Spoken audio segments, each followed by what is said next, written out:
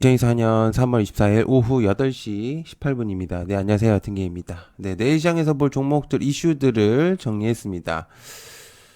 주말 동안 아주 여러 이슈들이 많이 나왔는데요. 일단 감사 보고서 때문에 아마 잠 못 이루는 투자자들이 많을 것 같다는 생각이 듭니다. 일단 얼추 기업들이 내용이 나왔는데 항상 생각하지만 국내 시장엔 좀 별것도 없는데 아주 뭐 이상한 내용들만 굉장히 많죠. 까다로운 부분들만. 그래가지고 아마 주주들이 굉장히 힘들어하는 그런 부분들이 있습니다. 저번 주 이제 여러 이야기들이 있었는데요. 일단 삼성전자의 주목도 역시나 이제 수급 자체로서 굉장히 크게 들어온 것이 굉장히 중요한 포인트라고 생각합니다. 그래서 엔비디아의 이제 언급들과 이런 부분들이 있어서 이제 삼성전자가 오래간만에 일단 주목도가 올라가고 있었었는데요.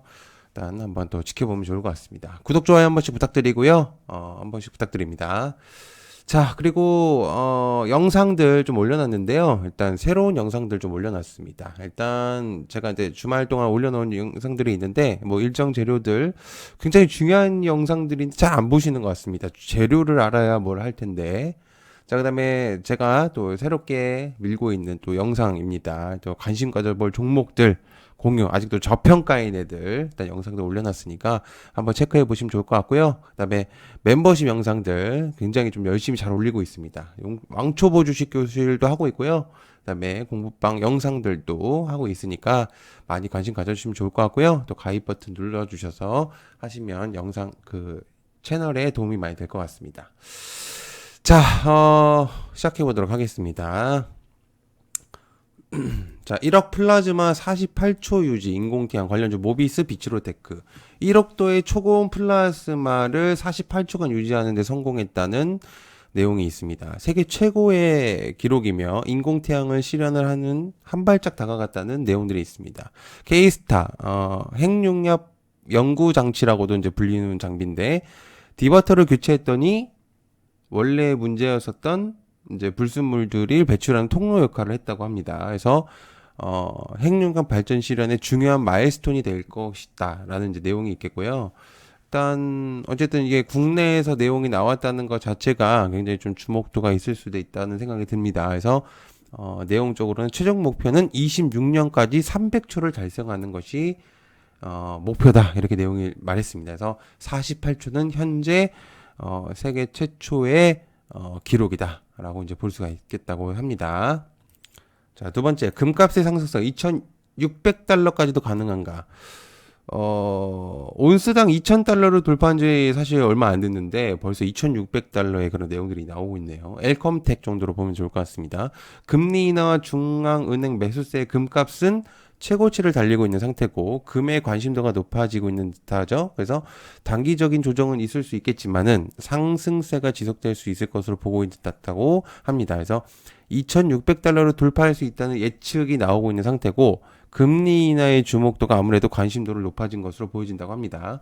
부동산의 부진 그리고 비트코인의 강세, 안전자산에 관심이 많아지면서 투자자들이 늘어난 것으로 보이죠. 과거 이제 금값은 사실 지속적인 상승이 이루어졌었습니다. 지수가 떨어지든 상승을 하든 계속 이제 흐름이 굉장히 좋았었기 때문에 아마 추세를 계속 타게 된다면 가능성도 있다라는 이제 의견들을 제시한 것 같습니다.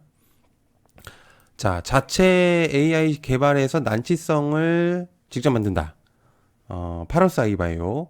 인공지능 AI, 케미버스가 다른 AI 플랫폼과 다른 점은 희귀 난치성 질환에 최적화해 있다는 것으로 이제 볼 수가 있는데, 케미버스를 통해서 파이프라인을 PHI-101을 적응 중 이제 재발성 난수함에 확대될 때 임상에 진입하기까지 시간과 비용을 절감할 수 있다는 내용으로 좀 부분들이 나왔습니다. 그래서 16년에 설립되었던 파로스 아이바이오는 AI 신약 개발을 주력으로 하는 기업인데 AACR, 아마케 내용들도 있기 때문에 주목도가 있을 수 있다는 생각이 듭니다. 어쨌든 지금 내용적으로 좀 어려운데 아무튼 희귀 난치성 질환에 대한 주목도를 올릴 수가 있겠고 그리고 다른 의료 AI와 좀 다르다는 의견을 제시한 거죠. 그리고 기본적으로 항상 시간과 비용을 절감할 수 있다는 것은 굉장히 중요한 내용입니다. 그래서 그런 부분들을 내용을 전달을 한 것으로 보여지니까 체크해 보시면 좋을 것 같습니다.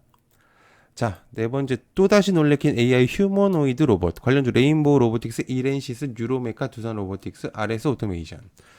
챗GPT는 대화로서만 가능했지만 로봇을 탑재하면서 몸통이 생겼다는 내용이죠. 그래서 휴머노이드 개발 스타트업인 피규어 AI와 챗GPT의 개발사 오픈AI가 협업을 해서 피규어 공의를 내놨는데 사람처럼 소통하는 휴머노이드 로봇은 세계를 놀라게 했었습니다. 그래서 저번에 한번 언급을 드렸지만은 로봇이 자체적으로 판단을 해서 사과를 들고 그 사과를 든 손에서 반대편으로 옮겨가지고 사람에게 주는 그런 영상이 있어요. 그래서 그리고 심지어 그 안에서 정확히 사과를 집어서 주는 것. 이제 거기 이제 접시라든지 이제 싱크대가 있었었는데 영상이 좀 기억이 납니다. 그래서 굉장히 좀 놀라운 부분들이다. 체크해 볼 수가 있겠죠. 자, 삼천당 제약, 아일리아 바이오 시밀러 유럽 진출 확대, 관련주 삼천당 제약. 삼천당 제약은 영상에서도 이제 바이오를 얘기하면서 사실 수없이 얘기했었습니다. 알테오젠과 뭐 등등 여러 가지 얘기도 했었었고요. 이번 계약 공시가 나왔는데, 영국, 벨기에 등 유럽 9개국에서 PFS, 독점적으로 판매할 수 있는 권리를 확보, 계약 기간은 판매일로부터 10년이고, 10년 경과 5년마다 자동으로 갱신. 중요한 내용이죠. 삼천당 제약과 매출표에서 55%를 수령하게 되는데 매출에 대비 55%의 수치는 굉장히 높은 수치죠. 그죠?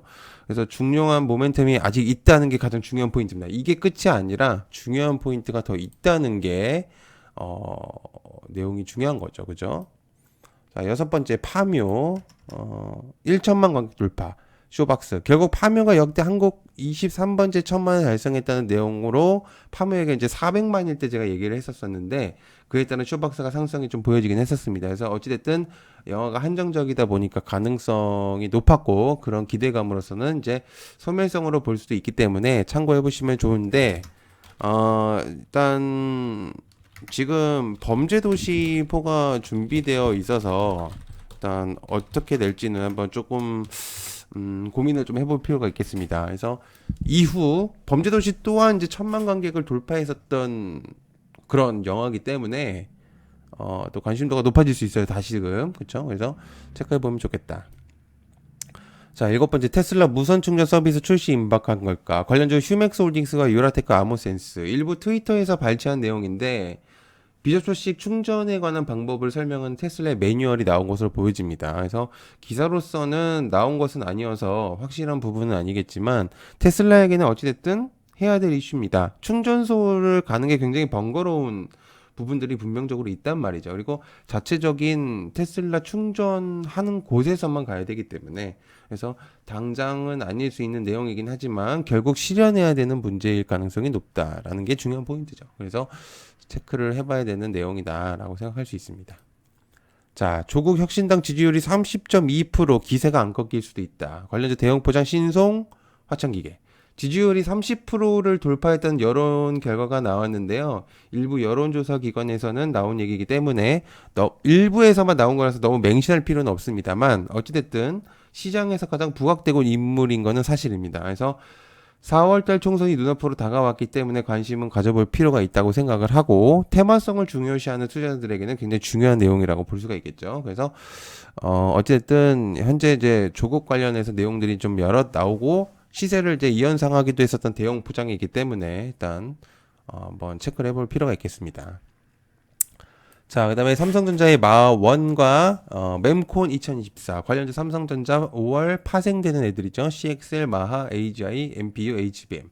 26일 mem콘에서 삼성전자 CXL과 HBM을 내용 전달할 것으로 보여집니다. 그래서 엔비디아의 삼성전자 HBM의 언급과 동시에 삼성전자 주목도가 올라갔기 때문에 그에 따른 파생 종목들의 주목도가 올라갈 것으로 보여지죠. 그래서 앞으로의 모멘텀이 굉장히 중요해진다고 생각을 하는데 엔비디아 자체에서 삼성전자를 언급했다는 것 자체만으로도 굉장히 국내 시장에 영향을 많이 끼쳤죠. 삼성전자가 거의 6% 이상 상승을 했기 때문에 당시에 그래서 이 부분은 굉장히 중요한 포인트다라고 볼 수가 있겠습니다.